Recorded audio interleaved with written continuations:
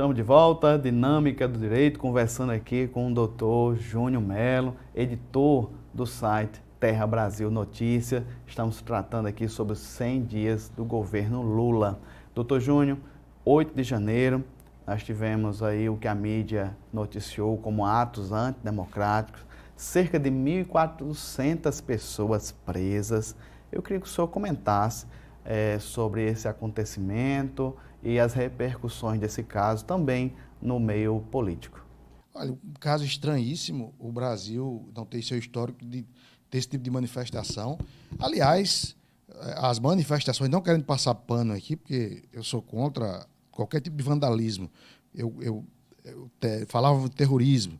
A PGR respondeu assim, não, terrorismo não é isso. Terrorismo é quando a pessoa faz alguma coisa por uma causa, como racismo, é outra coisa. Então, se encaixa em vandalismo. Atos antidemocráticos até poderia ser, mas o que nós estamos acompanhando é que o governo Lula, ele já havia essa desconfiança, que ele tivesse feito um negócio chamado Operação Bandeira. Isso era usado pela KGB, lá na União Soviética. O que é isso? Você faz um ato de destruição, alguma coisa desse tipo, e você bota a culpa no seu adversário para poder puni-lo.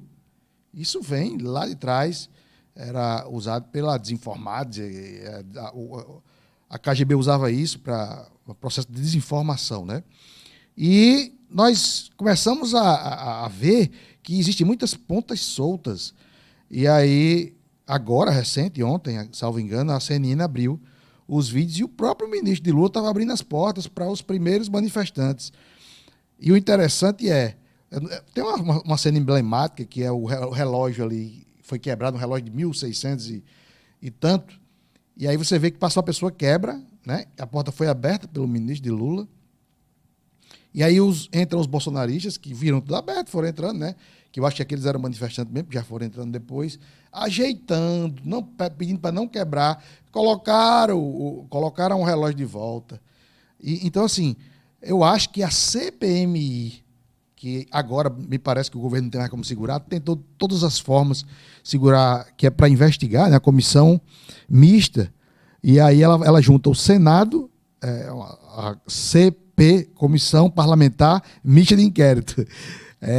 E aí, essa comissão, eu acho que vai trazer à luz muita coisa dessa aí que ficou no ar, como não elucidado. Por exemplo, essas pessoas que entraram primeiro, a Polícia Federal chegou a prender esse rapaz do relógio, mas nunca saiu nada, nenhuma reportagem, nenhuma grande mídia sobre ele.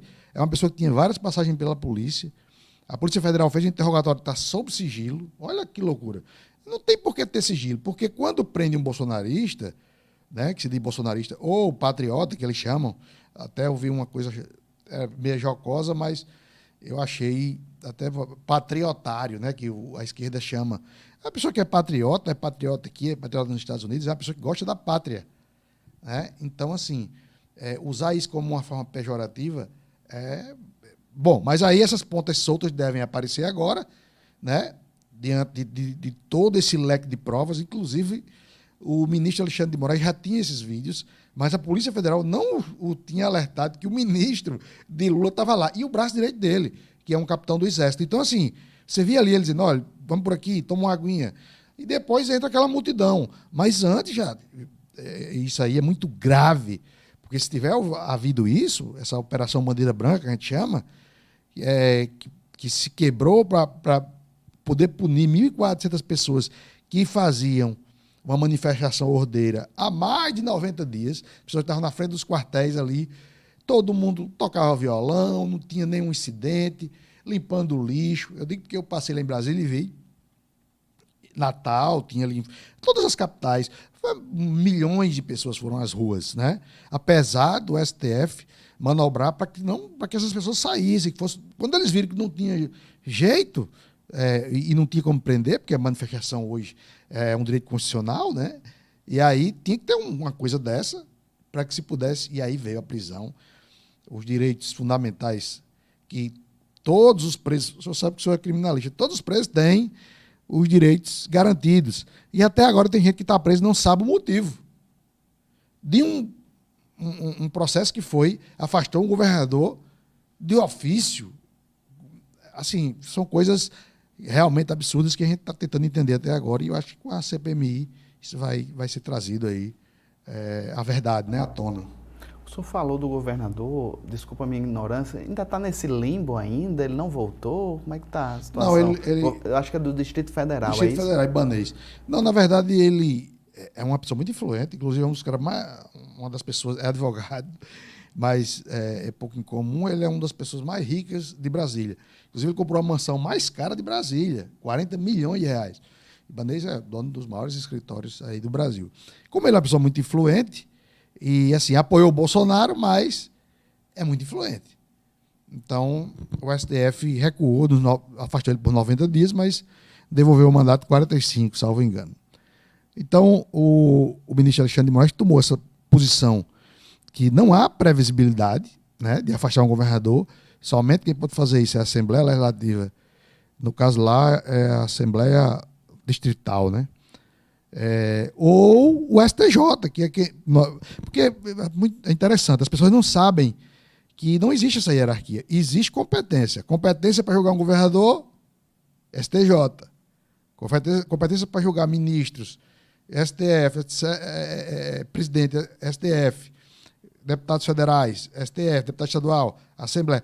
Então, assim, não há essa hierarquia. O que foi que aconteceu? O STF avocou para ele tudo. Disse, não, eu tenho competência, eu tenho competência, eu tenho competência. E isso tornou uma loucura que hoje qualquer coisa vai parar no STF. A Suprema Corte daqui, ela recebe, em média, né, 30 mil ações por ano. A dos Estados Unidos recebe 8.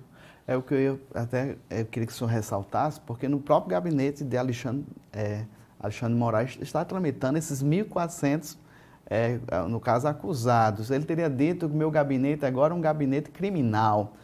Há um desvirtuamento, doutor Júnior, da instituição do Supremo Tribunal Federal? Sem dúvida, né? Um estado policialesco ali, tudo se usa polícia, arrombando casa de pessoas que... Olha, se você pegar um advogado amigo meu, fez a defesa, inclusive lá em Brasília, fez pro labore, com pena, ele disse que se você pegar aquelas pessoas ali, tem gente que nunca atrasou, a maioria nunca atrasou uma conta de luz, senhorzinho que era do Exército, aposentado, desses, que realmente são patriotas, queriam estar ali, acham que o processo de Lula foi o STF fez uma ação que realmente eu não estou nem contando a palavra agora, mas foi uma coisa que você tira a pessoa da cadeia para ela concorrer sem ter inocentado. Então, assim, os brasileiros realmente ficaram atônitos, né? Perdão. Ficaram atônitos e foram às ruas. Talvez tivesse sido Alckmin, não tinha tido problema. Mas como foi Lula, que tinha passado o maior escândalo de corrupção que o Brasil já viu. Então, realmente houve essa revolta popular muito grande, né? E as pessoas foram para as ruas. Mas o ministro Alexandre de Moraes, ele prendeu 1.400 pessoas e quando ele chega no presídio para olhar essas pessoas, que ele fica perplexo com senhores e senhoras, pai de família, que nunca haviam cometido nenhum tipo de crime, presos, porque o que acontece? As pessoas que vandalizaram ali, provavelmente elas fugiram. E isso vai ser provado agora na CPMI com as câmeras. Aquelas que foram presas estavam lá na frente dos quartéis fazia muito tempo.